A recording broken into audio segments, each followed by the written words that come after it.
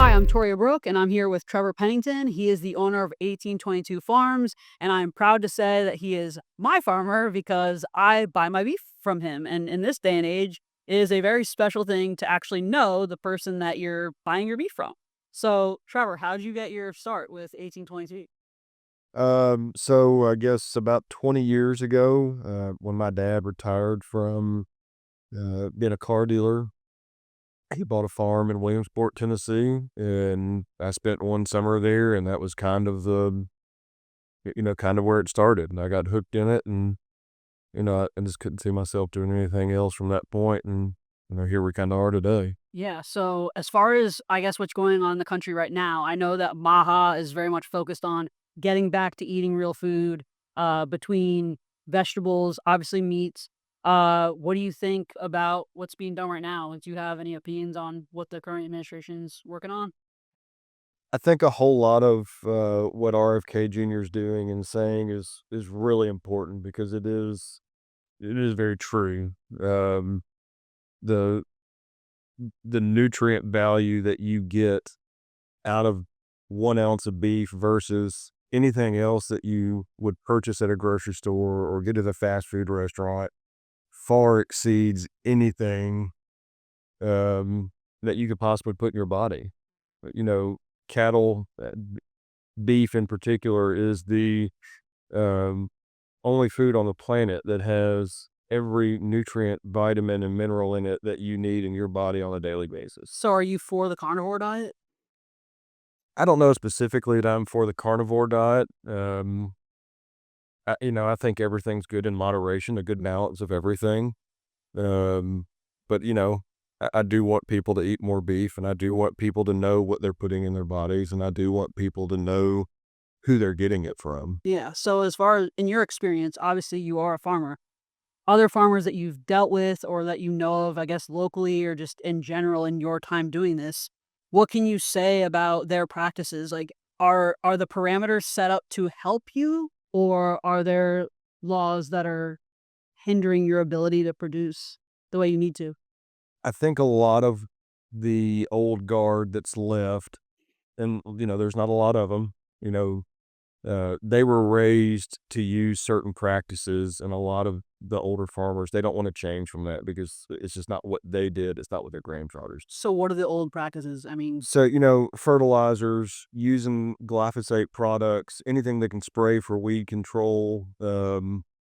I don't think anybody's willing to go out and test because there's not a lot of latitude anymore for, pricing to mhm. go out and try some of those regenerative practices, and they may work. And, one of the, um, big things that I've read was from Will Harris. He took 4 to 5 years of his operation, and he took a real gamble to turn it back into a totally regenerative model.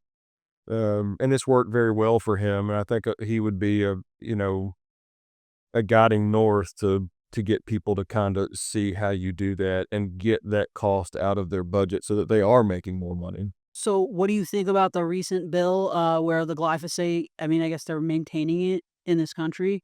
I understand some people's perspective that it has to be used in certain situations, but what's your take? Um, I think American farming is put in a bind every day. We have to feed so many people, and in order to feed those people, we have to use certain practices that, allow for maximum capacity of growth. Mhm.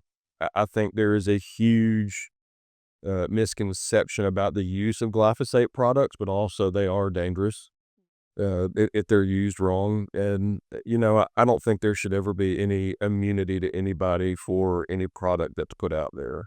I think it's a very dangerous thing. Yeah. You have to understand that there are other people out there that are not using those products, and you can choose to purchase those products. So, what do you do? How do you run things?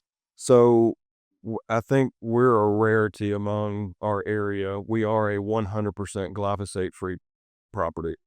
Our operation's 1,800 acres, and, while I don't consider ourselves to be 100% regenerative because we don't have small ruminants and chickens and hogs and everything and cattle in one place. We just have cattle.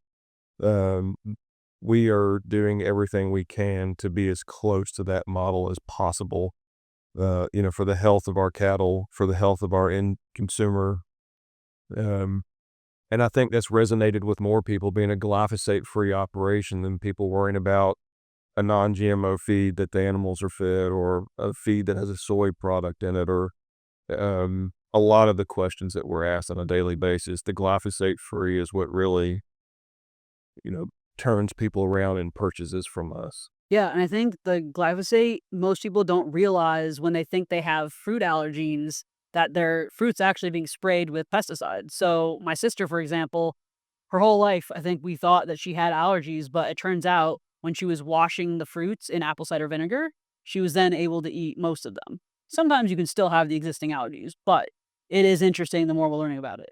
Yeah, and I think that's the biggest thing that everybody needs to learn is that, you know, uh, we didn't initially ever spray everything that we ate.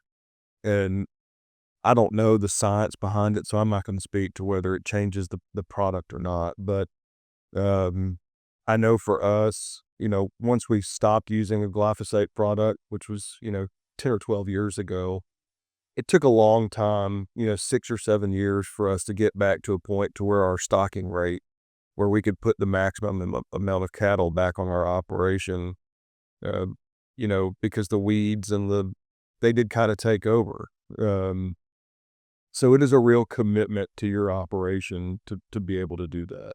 But you think the profitability is higher once people hear about it? Like, do you think it's benefited you guys once you made that change? Yeah, so, watching, the cost of fertilizer, Mm. especially with what's going on overseas right now, fertilizer's up, somewhere 4 to 5 times what it used to be, and the last time that we, put fertilizer down was, again, 8, 10 years ago.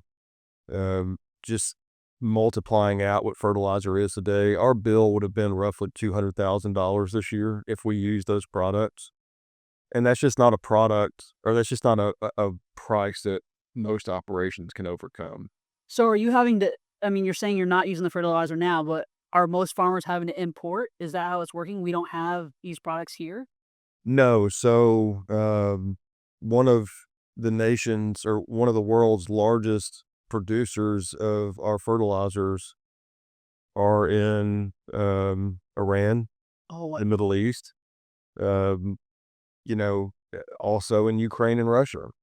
A third of the world's wheat, produced in Ukraine and Russia. see, you're teaching me something because I did not know this. So those products are in our feeds that we use.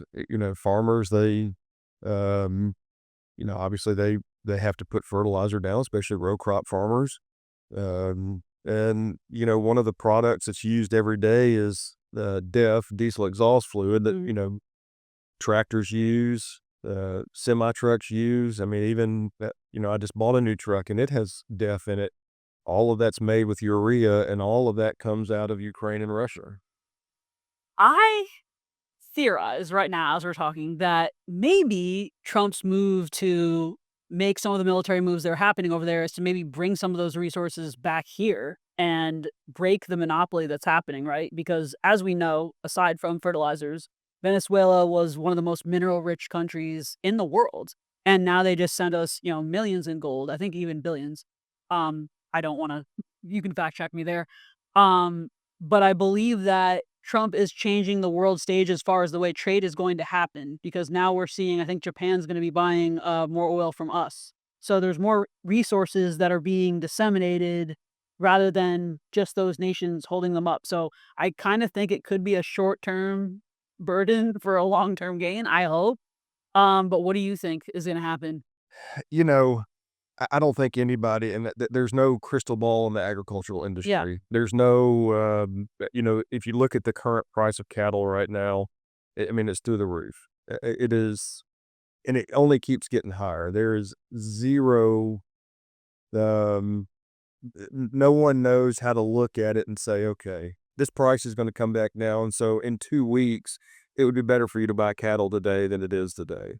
So that really affects the price of beef, and the prices that had been paid over the past, 6 to 8 months where they've just gotten just extremely high. Those prices haven't been realized at a grocery store yet. 'Cause those animals, they haven't been slaughtered yet. They haven't seen the grocery store shelf yet.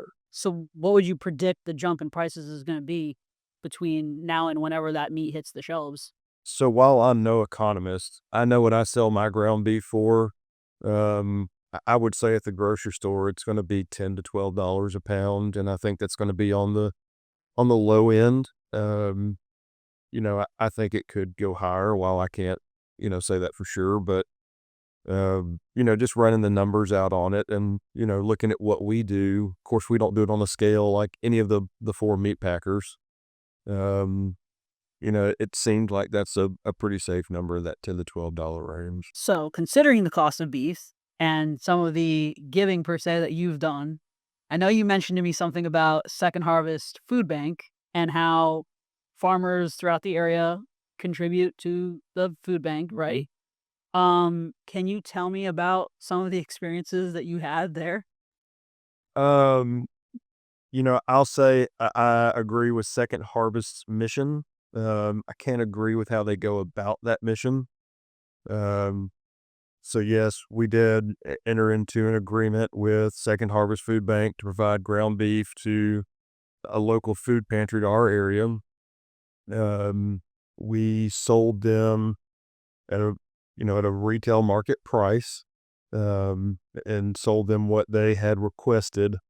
I think they paid us for 8 to 10% of that actual contract.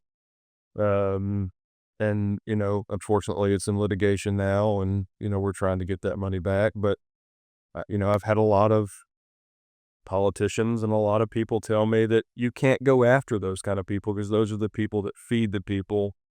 Um, and my response to that is, I'm the people that feed the people. Second Harvest Food Bank, no matter if they get it from a farm locally or they get it a canned good, it started at a farm somewhere. Mhm. I'm just trying to think how to say this properly. I know it's in litigation.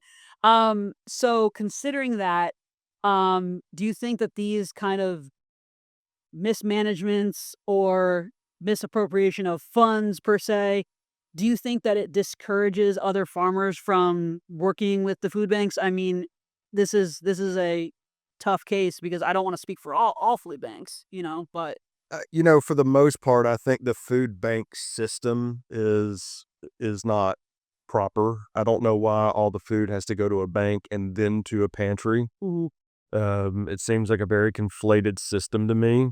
Um, and I think that's, you know, what Trump's trying to get out is the misuse of those funds and how all that money's moved around. Because Second Harvest, they don't just dole out food; they also dole out actual dollars that are come down through grants or whatever from the federal government to these food pantries.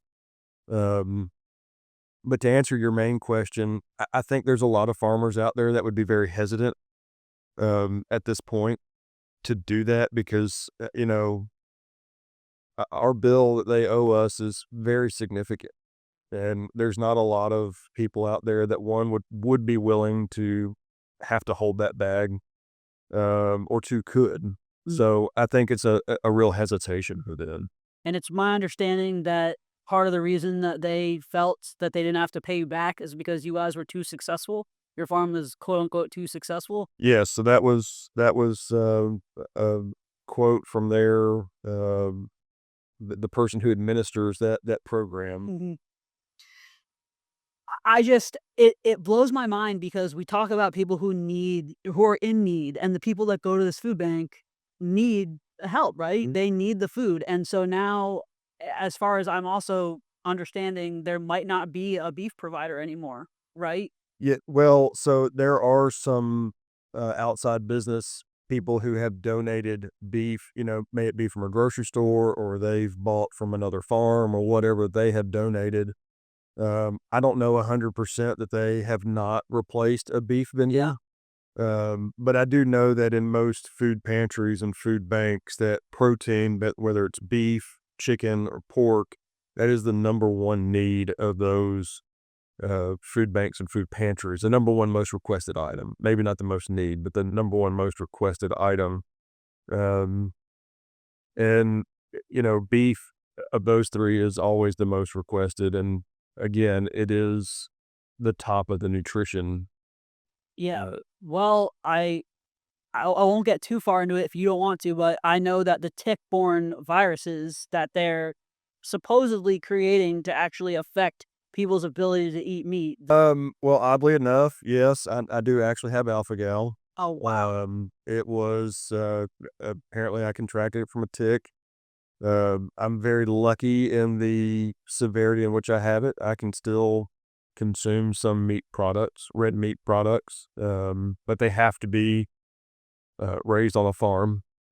I can't eat anything at a restaurant. I can't eat anything at a grocery store.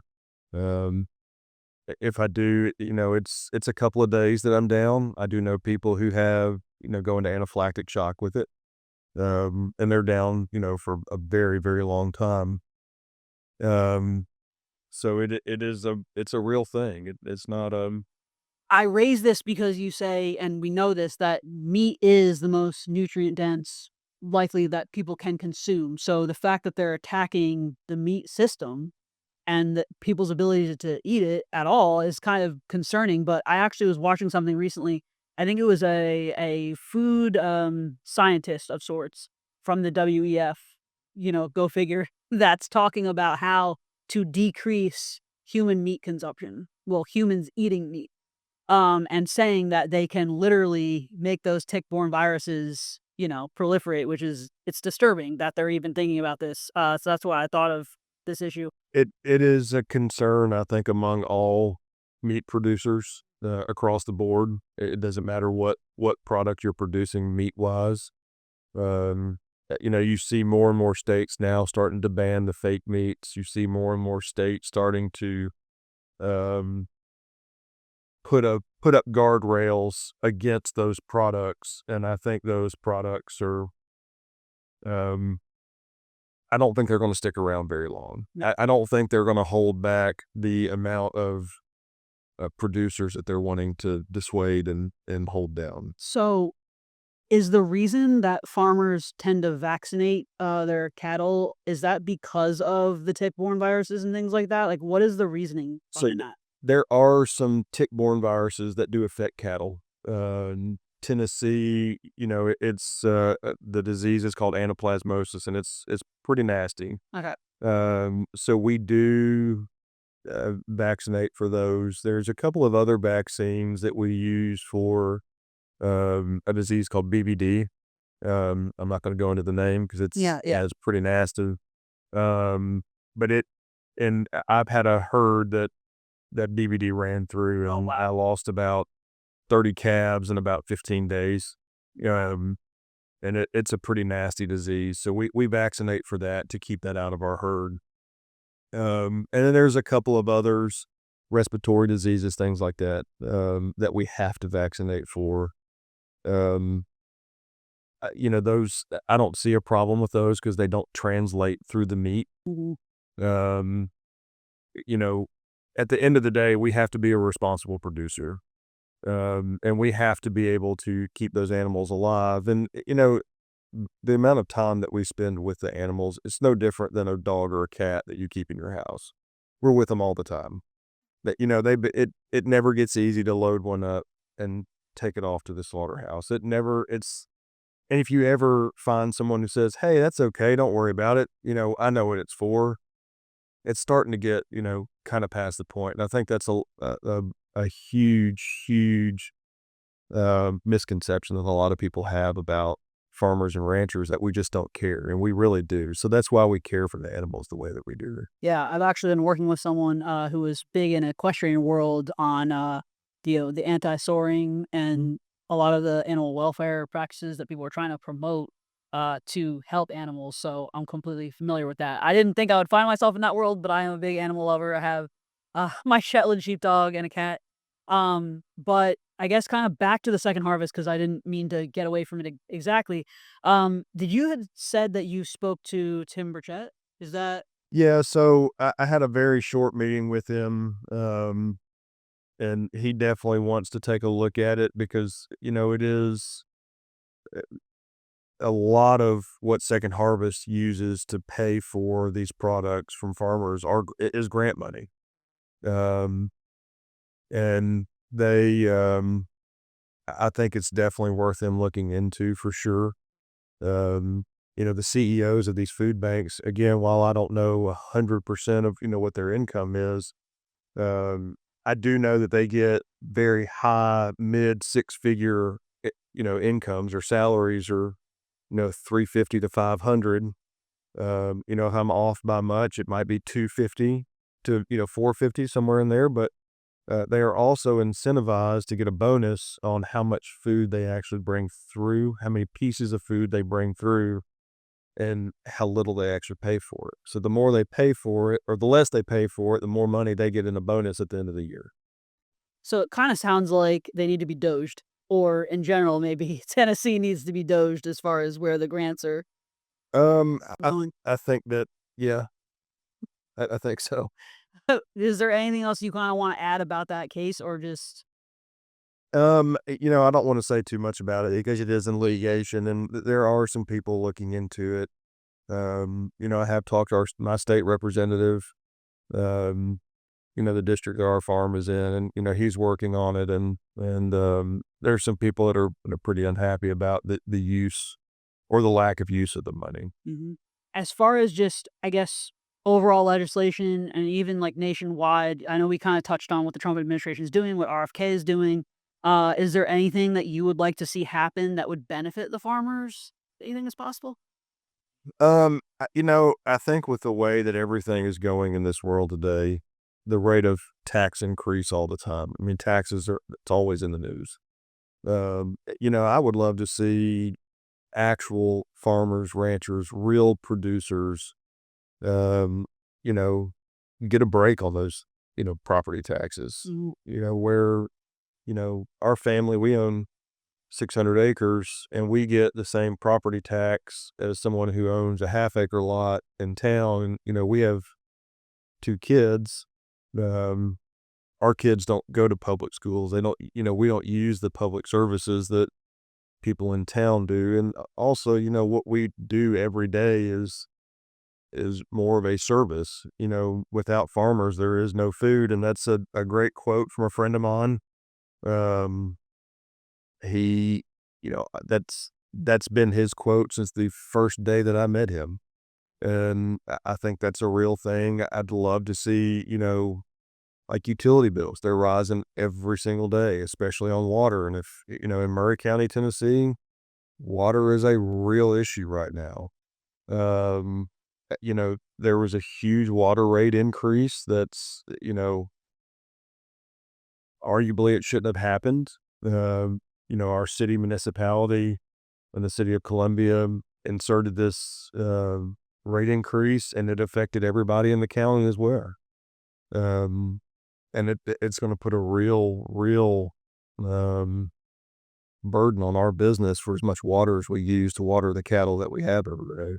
So I know you had sent me a Facebook reel of somebody that was talking about the water issue that's going on right now. I was trying to get in touch with him, but I don't I think he's only on Facebook. Do you wanna maybe talk about what's in the reel?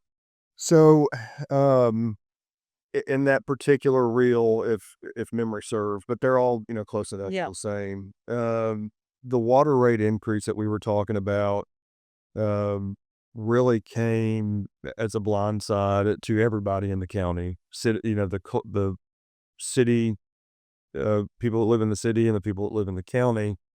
Um, and the biggest blindside is that this rate increase was put in place so that they could do this project that's in no way, shape, or form near ready to complete. It's also not the best case option for the people in the city of Columbia or in Murray County. It's a real band-aid to a real huge water issue. Um, and I think that the bigger issue needed to be addressed was the unchecked development and growth of Murray County. Um, and that's why that water rate increase was put in place was to make up for the thousands and thousands of homes that haven't been built yet that, potentially couldn't be serviced. So you're saying there's that big of a lack of water that they wouldn't have water? I don't I don't think that, like tomorrow when people wake up, there's not gonna, they're gonna turn their faucet on, there's not gonna be water. But yes, there is that big of an issue in the Duck River. There's so many municipalities putting a straw in the river to draw water off of it, um, to feed these subdivisions.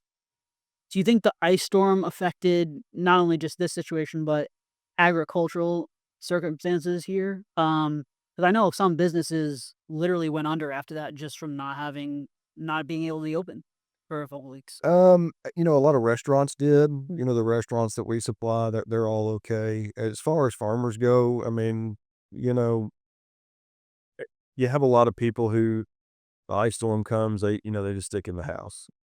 We don't get that opportunity. We're out there with the animals, we're feeding them, we're taking care of them, we're making sure that they're warm, they're dry. Um, they have plenty of hay out there so that they can stay warm, that they have a dry place to lay down. Um, and so, there are some people that had some, significant death loss that I know of. Um, but for the most part, I think everybody fared that storm pretty well. Well, I might be interested in seeing if I can get you to come to DC because I know a bunch of farmer groups that are possibly going to go in the next month or so for like a lobbyist fly-in where you get to advocate to Capitol Hill, like what things you want changed. If that's something you're interested in. Yeah, I mean, one of my greatest goals when I graduated from college was not to just become a successful business or a successful farming operation. I love agriculture so much and the cattle side of it. I want to see other operations thrive and survive. While I don't know the statistic off the top of my head, but you hear about all the farmland that's lost every day. And a lot of those, you know, lands that are lost, they're not lost because, the people wanted to sell them. They're lost because they don't have enough income to keep it. And so to most farmers, legacy is a very important part of what they do. And, they want to leave their children something. So it's either sell the farm, now where developers are paying exorbitant amount of money for 1 acre, or, lose the farm and nobody gets anything. So, what do you think about what the TVA is doing? Because isn't the TVA kind of coming in and trying to seize land from people who have had generations of ownership? Um, you know, I've read about it a little bit. That does at face value seem to be what they're doing. Um, and at face value, it is pretty disgusting. Um, you know, sh- Government strong arming landowners right now is not uncommon. It's happening in Murray County with this water rate increase. They don't have the land to put the infrastructure in. Um, I think people are just running out of land. Everybody's running out of land, and it's the only commodity that they don't make any more of. So I think people are afraid of government, and I think if anybody's out there, they need to find a way to stand up to it. But the flip side of it is, we are farmers and ranchers. We don't make a lot of money, so having a huge attorney fee, and attorneys they get paid. They do it for a living. Um, I don't there's not a lot of people out there that can defend themselves for a significant period of time. So you think is that one of the biggest issues that is causing some of the issues that are important to farmers from being mishandled? I mean, because you're saying there's not enough funding. So do you need more representation? I mean, what do you think would make this better? I don't think we need more representation as a community or as a profession. I think there needs to be more participation where people buy directly from a farm. The big four meat packers, they set the price every day on cattle. I don't get to set my price, and that's ultimately why I moved to our business model now, where we sell meat direct to consumer, because 10 years ago, I decided no one else was going to tell me what my cattle were worth. My hard work. I went out and I bought superior bulls to put on my cattle so that there was a better product at the end of the day. And I was getting the same thing or less than the guy who knew all the people that were buying at the sale barn. And, that was very frustrating to me. So now through direct to consumer meat sales, I can control my price. I can, shift with the market when I need to and not, get crushed at the end. Um, when we do sell that final product. So would you say there's been an increase, for you as far as people kind of returning back to eating more real food and just returning to tradition? Because I think culturally, beyond just buying meat, like people are returning to church, spending more time with their family. There is a revival, which I think kind of happened during 2020 because when everyone was in lockdown, I mean, I don't know how it was here because I wasn't here, but most states you couldn't really go anywhere, so you kind of were Yeah. forced back home.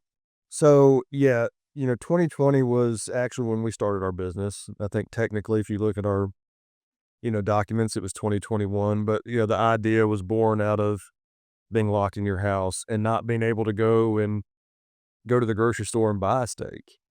My mom, she actually eats more meat than any 10 men that I've ever sat down and, had dinner with. She said, all I want's a steak. I want a steak. I want a steak. And, I asked her, so why in the world do we ever want for a steak? We have 400 cows out here on our property. Um, and, it didn't make sense to me. Mhm. So that was kind of where that was born. And you could kind of see the uptick, feel the uptick in farmers doing the direct consumer meat sales. And, um, I think you're right. There's been a huge, huge increase. We see new people every weekend. So our main sales are from farmers markets and we see new people every weekend coming in and, they're asking the questions. They're trying to get back to that wholesome product that Mhm. that I think everybody really, really wants. So how would you say the farmers markets go? Like, do you think it's successful? I mean, I know there's other vendors besides you, so like I've been there and there's like floral vendors and whatnot. So how do you think you guys do? I mean, do you think that like without them, how would it be? Um, I think without them, it would be a real struggle. Mm, Um, you see a lot of people shipping out there now, and you see shipping's expensive. So the farmers markets are great. One, I do like to engage with my customer. mm, I see my customer every Saturday.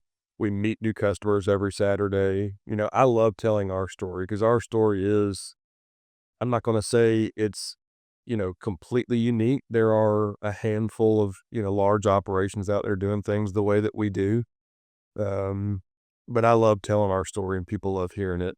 yeah. Well, actually, one of the oldest farmers markets, or actually the oldest farmers market in the country, is in Alexandria, Virginia, and they say like George Washington used to go there. So it's interesting because we literally are moving back to tradition. I think farmers markets are going to become more popular, and now, as we discussed before, it's getting warmer out. So when does it start for you? So, most of the markets we're in are year round. So Okay. peak market season is usually the mid of April to the first weekend of May. That's kind of when they all start to kick off. And then they go to the end of October. But talk to your farmers. They don't just sell there. You can go and see these, most people, if they're, true farmers, they want you to see their operation. Mhm. They want you to see what's going on. I got to see yours. It's clean. It's great, guys. Like you gotta go to the I farm. mean, it's something that I'm truly, truly proud of. And, to your point, talking about George Washington, what we do is a tradition. It is a tradition that's, um, carried this country, for 250 years. Um, the farmers protected this country in 1776, and, we'll keep taking it forward if we have to. But there's less of us every single day because it's, I think there's so many people who want to be the next big TikTok star or the next big social media influencer or whatever it is. I will say farming is hard work. it's not glamorous, it's not glorious, and, I see something on Facebook all the time that says, "What do you think about farming?" It's like, "Well, at least the hours suck and the pay's terrible." But, we wake up every morning, we go and do it, not because the pay is good, but because we love it. I mean, literally, if you guys were to die off, we would have nothing. So it should be encouraging to people who, I don't know, even younger kids like that are thinking about what they want to do when they're older. Like, I think they need to bring back like apprenticeships, right? That would be, I think that would be a really, neat idea. I think Mhm. it'd be a really cool idea actually, but, the unfortunate side effect of it is, and I'm living proof of this, like, no kid today could get into farming. It has to be something that comes as something that's passed down from generation to generation. Um, you know, with the cost of land, the cost of equipment, the cost of cattle. I mean, uh, as we were walking in here, I bought a herd of cattle, and for what they cost today, I could have bought 10 times or more the amount 20 years ago when I started this. Um, so to get in and build it and, have to, most people have to carry 2 jobs. I did, when I first started, I had a real day job and then I farmed, and it was difficult and it was, all the things, but I loved it. And, now I get to do it every day for a living. So I know we kind of talked earlier about Ukraine, Russia, Iran, which is ironic considering, well, maybe not ironic considering the current situation over there. What would you say is the primary driver of the cost that's going up? Um, you know, I think truly, while you always hear that cattle, it's the lowest number in the country that it's ever been. And I would agree with that. There are so few acres left to put cattle on and so few people who want to do it. I think the real driving factor is not the price of production. It's not the price of diesel fuel. It's not the price of fertilizer. It's the cost of people not wanting to do it.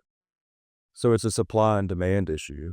Um, Now, all the things in Ukraine, diesel fuel, fertilizer, all those things factor in. Don't get me wrong. That is, but it is definitely a supply and demand issue that's driving that cost up. And with more people getting out every day, doing less of it, there's less cattle being produced.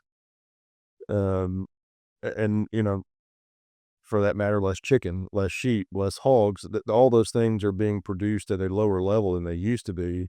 There's more and more people every day. So then where do you buy cattle, bro? I mean, it's all within the country or how does that work? Yeah, so we have a handful of producers that we work with out west. We buy our bulls from, one particular ranch that has, the genetics that we want to see on all herds and for beef production. Um, there's still people out there doing it. There's still really, really great producers out there that they're not going to go away. Well, would you start shipping or let's I think if we had more of a demand for it, we certainly would. The upfront cost of shipping is so expensive, and then the back end cost. If someone doesn't pick up that package that day, they're going to call and say, "Well, it's spoiled." Well, now I have to send them another steak or another pound of ground beef or whatever it was they ordered, and it's just very cost prohibitive right now. do you, Actually, do you know anything about making beef jerky? as a novelty, yes. Okay. It is something we're looking for somebody to help us with that right now. Okay. We do I have made some beef jerky in the past, and we have a pretty good recipe. It's just all the regulation that it takes to get it produced and get it out. Um, we're just not really willing to worry with it right now. Well, if you get to that point, I will promote it because there's this company called Carnivore Snacks, Mhm. and I wouldn't even call it beef jerky. It almost tastes like you're eating like bacon when you open the back. Yeah. And what I love about it is it's not dry. Like it almost just feels like you're eating like I don't know, like a cold cut, but Yeah. it's great and it's nutritious. It is a little expensive, so not everybody could probably buy it all the time. I think it's like $30 a bag, but That's very nutrient dense. so I saw that carnivore snack some time ago, and we had, you know, we do we have a very strict quality, control part of our business where we only send out the best of the meat, when we sell it. So we have, some boxes, back in our freezer that we keep that, it's what we call seconds. And that's what, we eat, or, if we have a dinner party, or we just have friends over, we throw these steaks on the grill, and they may be cut in the angle because that's the way that it went through, or whatever the case. But I was like, man, I really need to, you know, You I need need to steal that no, idea. no, seriously, like, I'm telling you that people would buy it because I think when I brought up the carnivore diet, the reason I'm talking about this is because people like Joe Rogan, RFK, some bigger names, I think even maybe Dana White, I don't know if he's still on it, but they will eat these snacks because Yeah. I think people are yearning for healthier snacks. And that's the issue, right? Because when you go back to the glyphosate problem, a lot of these little packs of vegetables, right? It on the surface seems like something that's healthy, right? But then you're getting sick, then you're getting a cough, and people don't realize what's being put into the vegetables. So Yeah. I think that if there are more meat products, I mean, lately I know beef sticks probably aren't great, but sometimes when you're on the go and you don't want to just grab something that's bad at a convenience store, we need more options like that. So, to your point, I think one of the biggest things that to the beef sticks specifically, that, it's all about balance, right? Um, if they make a product that, and we made one batch of them, and it was a test product for us. And of course, the guy went out of business before we could get like our full run. Um, it was like a Slim Jim. That's what it tasted like, Mm. but it was our beef. And it wasn't a shelf stable product. So you'd buy, 4 or 5 in a pack, and that would last you a couple of days, because once you opened that pack, took it out of the freezer, you had to refrigerate it, you had to eat it because there's no preservatives in it. There's none of the crap that they're putting in a Slim Jim, or, the piece of beef jerky you buy at a convenience store. Um, and I think that's, you're 100% correct. That's what people are looking for. I find it real funny. My kids, when they go to school and they go to lunch, they open their lunchbox up. It's not, the sandwich with the white bread and the ultra processed, lunch meat. It's chicken that we, get from a good friend of ours, or it's, vegetables that we get from a good friend of ours, or it's lettuce that we get from a farmer that we know. And everybody thinks that my wife is, at my kid's school for that matter, is, the greatest cook ever, and they all want to trade lunch with them. And, my kids are like, no way, I don't want your sandwich. I Listen, want that. your kids could make some money because when I was in high school, there was a bakery near us, an Italian bakery called Natal's, and the people who are watching this that grew up with me are gonna be like, "Yeah, Natal's." But my brother would sell sugar cookies at lunch. He would see they were, like, that valuable. So, hey, maybe you'll find some, Hey, some deals at school. my son, he's a little entrepreneur. He'll figure it out. That's awesome, though. No, that is good. I'm glad they're jealous because that is a sign towards progress, really, in food world and health world, because back in the day, I don't think kids would have necessarily even recognized that. No, and they wouldn't. And my kids, one's 9 and one's 11. Neither one of them have ever eaten at a McDonald's. They never eaten at Taco Bell. They've never eaten at a Wendy's. They never eaten at a fast food restaurant, with the exception of Chick-fil-A. I think my son, lived on Chick-fil-A for the first, 3 years of his life. Um, that was the only thing he would eat. But, to your point about a carnivore diet, he he's 9 years old, so obviously he's not on the internet, he's not looking up diets. All he eats is meat. Like, I have to shove a vegetable down his mouth. I have to bribe him to eat something else other than, a piece of chicken or a piece of beef or whatever it is we're eating. And that's his choice. That's what he wants. Well, you saw they flipped the, food pyramid upside down now. They did, and, he flipped it before RFK ever did. Ahead of the Uh, curve. yeah, way ahead of the curve. So he had some dairy allergies growing up, from the time he was 2 to, like, 5, and so he was on a very strict diet as it was, and, he never came out of that strict diet. I mean, he's not as big as around as one of these microstand poles, and, we worry about him all the time, but he's healthy as a horse when he goes to the doctor. I really think that red meat has been demonized, and it shouldn't have been, and I question now, looking back at how many years they were saying, doctors, scientists are saying, "Avoid it."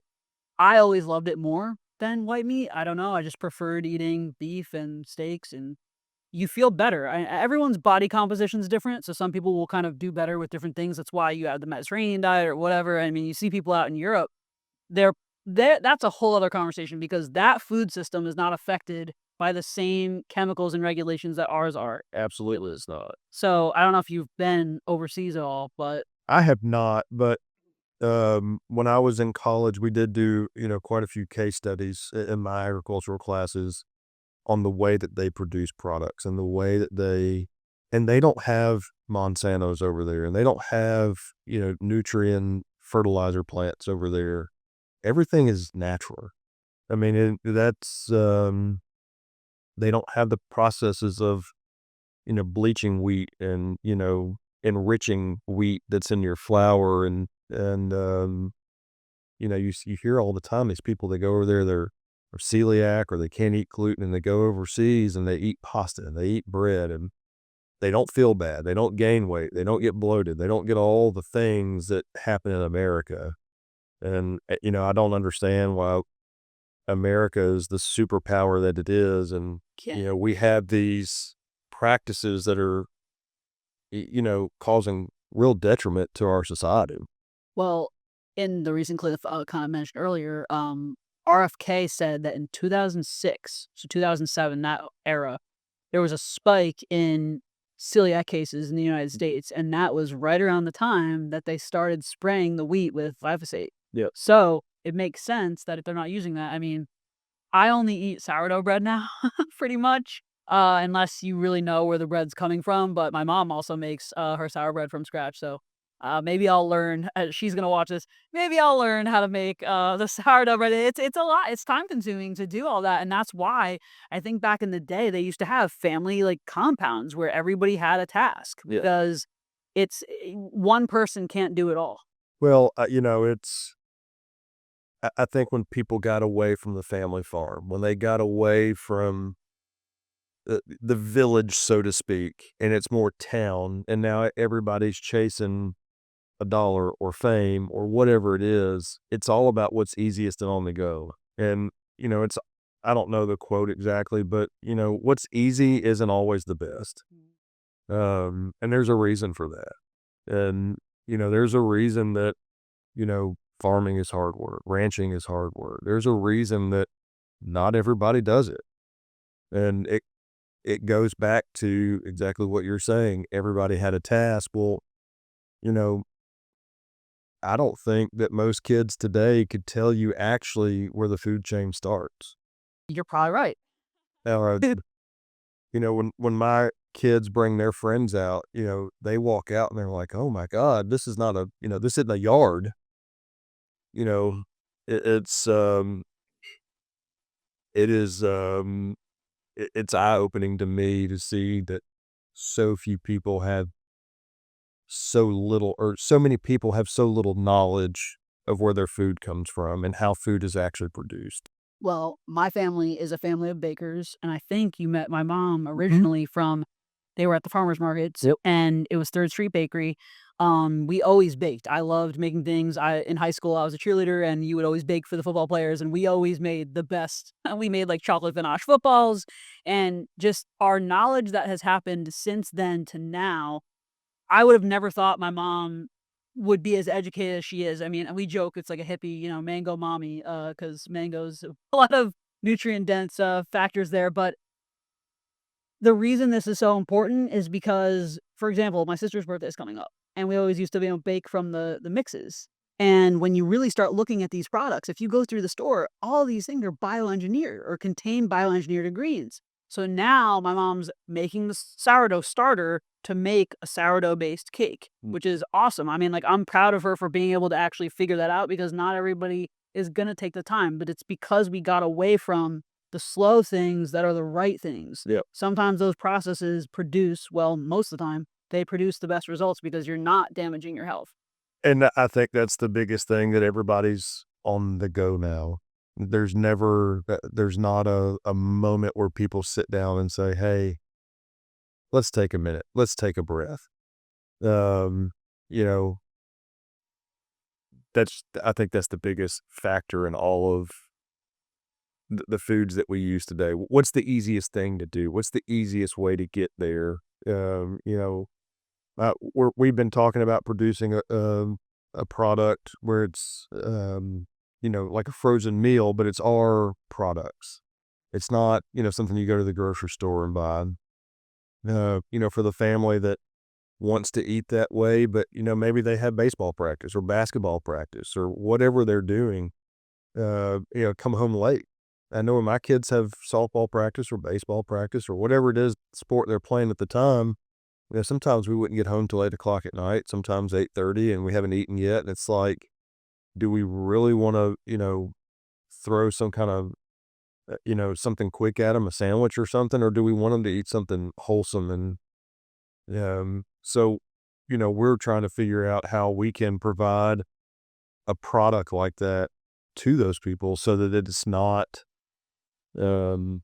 so inconvenient. Well, what's interesting is my generation is the Lunchable generation, which I believe birthed everybody that loves charcuterie. So it's like you guys could make a 1822 Lunchable, you know? It's So I'm of the same generation. yeah, yeah. I was born in '86, so we were the last generation that grew up without a cell phone. We stayed out till the street lights came on. And yes, I haven't heard that analogy before, but yes, I love the lunch bowl to charcuterie, Yeah. um, example, but we are working on some other products like that, right now, trying to figure out how we can maximize the use of the animal. So we are, I think one of our biggest things that we try to do, we are as close to a zero waste operation as humanly possible. And sometimes you get all the ground product and that doesn't move as fast. So we'd love to have some, different products that we can, move like that. So what's your favorite cut? I gotta ask you. I'm very old school. A bone-in ribeye is always my favorite.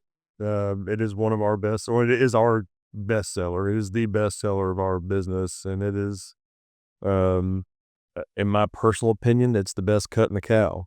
That Personally, I'm a brisket burger fan of 1822. that's a second. Yeah. That's my second favorite. Love the brisket burger, but yeah, I mean, you can keep the fillets, you can keep all the other cuts. Give me a ribeye. Just so you guys know, 1822 also supplies dogs, right? Because what kind of bone did you give me? So that particular bone was a rib bone, but we use all the bones. If they're not bone marrow bones or whatever, we take all the bones and we sell them for dog bone. I wanna be clear, I don't mean dog meat, I mean supplying for dog dog Hey, enjoyment. hey, we have a lot of customers that buy our ground beef products or all of our ground products to feed to their dogs. There's a lot of people that are moving away from, processed dog food. Yeah, I know there's, some kind of a farmer's dog company that, sells, healthier dog food. I have not bought it yet, but my sister did feed her dog that food. It's a little expensive, but I would consider, getting some of your meat for my dog because 'cause I'm still, like, not sure if I wanna continue with you know, the mainstream food. So we've had some customers reach out just recently. They're moving their dogs and they don't care what it costs. And they're willing to pay full bore for, ground beef, and, they're cooking it, adding a little rice and some vegetables and blueberries and making their own dog food. So, I guess overall, with everything kinda we went through, what would be your message to people as far as finding the right farmers and, you know? You know, I think it's like anything else you do in life. It's all about research, right? I mean, go out, if you talk to a farmer and they say, No, I really don't want to see you out on our place. We're too busy. We don't want you to come out there. That's usually a red flag. Whether it's they're not telling you the truth about what they do, or they may be just resellers, or so doing the research, knowing how the animals are produced, knowing what products are put into those animals, um, I think is one of the biggest things you can do to help yourself find the right fit for you and your family. So if you do start shipping, because this would play into the whole maybe beef jerky product possibly in the future or your Lunchable, um, where can people find you? So we're online at 1822farms.com. If you're local to the area, we're in farmers markets in Columbia and Franklin, Tennessee at the factory, and I'm in Licorice Fork as well. Well, thank you so much for coming because I know you have a very busy schedule and you're doing the Lord's work and literally the American work that needs to be done. Um, yeah, if you guys enjoyed this episode, hit the subscribe button and we'll see you next time.